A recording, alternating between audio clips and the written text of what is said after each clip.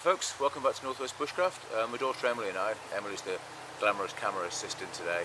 We've come for a bit of a walk in a local woodland here, and we've come across this huge pile of decaying logs that obviously it's from a tree that's been felled and then piled up, and that's often a really good place to find fungi. Now there's several different species on this one, so what I'll do is I'll unclip the camera and then give you a bit of a guided walk around this log pile and try and point out some of the edibles that are on it. Okay, see you in a minute. Okay, so here's a bit of a tour of this stump we found, or this sort of collection of logs that we found that have got several different species of fungi on. Some are edible, some aren't. This was the first one we looked at earlier. That's the amethyst deceiver. There's quite a few of those kicking about. Down here, that's the huge one that we found. And again, sort of putting it in context of size, that's my hand. Quite a big one. And if we turn right here, now this is not edible. This is quite a very common fungus, in fact. It's called a sulphur tuft. Not edible at all. Really wouldn't advise eating that. Grows again in huge great troops, massive great numbers of them. Bright yellow, and they tend to be a darker orangey yellow in the centre. Let's pick one out for you. Oops. I mean, they're a cute little thing. It's just a real shame they're not edible, because whenever they grow huge amounts of these.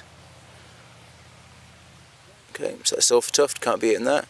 Now up here, we go across in here and try and get the sun off of it. Now, I don't know if you can see, I don't know if the camera's picking that up, but if you look towards the top of the fungi there, it looks like a sort of a glistening dust almost. Now that kind of betrays its name really. This one's known as the glistening ink cap. In America it's known as the mica cap. Now that one's perfectly edible. It's a member of the ink cap family, and again, get it when it's young. Again, these grow in huge great troops of these, no problem at all to find these.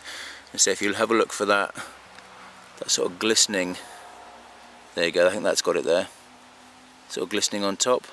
That's a real good giveaway there. Okay, let's go around the corner here. So I'll give you a wider shot of that stump, or that collection of logs. It's absolutely massive. I'll come around this side.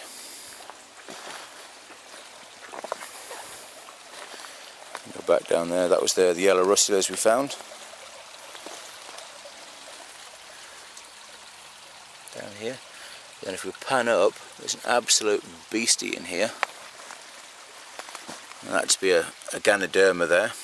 But just round the corner here, now there's a couple of different shrooms under there really, but this main one on the left, that to me, and I'm not 100% certain, but I'm pretty certain, that's one called a blackening russula, and it's huge. I mean the stipe or the stem on that's probably about as thick as my wrist. It's a huge big monster.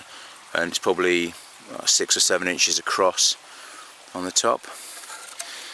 Now they're called blackening russula for a pretty good reason really. What will happen is just as they get older, they'll just kind of fall over and you go black. They won't sort of decay as such. I mean, you can find these, 4 or 5 months on in the season, still laid exactly where it is now, but it'll just be solid black. And if we come up, have a look around, again, there's some more. There was an upside down amethyst deceiver there. Must have been on the drink last night. And then another yellow russula, pretty good one that one. That's probably going to go in the basket for later. A few more amethyst deceivers. And then go over the top. And down again. A few more amethyst deceivers there. And then, oh, there's a cheeky bit of sorrel there as well. So, not a bad find this really. We're going to have a look around, see what else we can find, and we'll... Oh, hang on, just spotted another one. There we go. That's called candle snuff fungus, because as it shows, it's got like a black stem and then a white tip on it, as if it's a candle that's been snuffed out. So that's candle snuff fungus. So what we'll do is we'll have a look around, see what else we can find. Join us again shortly. Okay, so here's a few more examples of amethyst deceiver.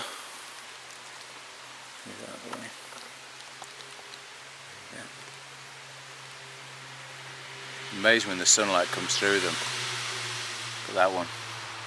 Amazing, so when that sunlight comes through them, it gives off that sort of pinky purple hue. Incredible. Some more there. Let's move that branch out of the way.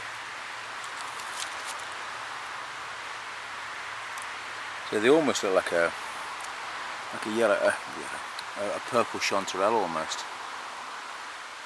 But they grow just in huge colonies. So we've been walking now for probably 10 or 15 minutes. And we must have seen, probably conservatively, several hundred of these, if not into the thousands, easily into the thousands.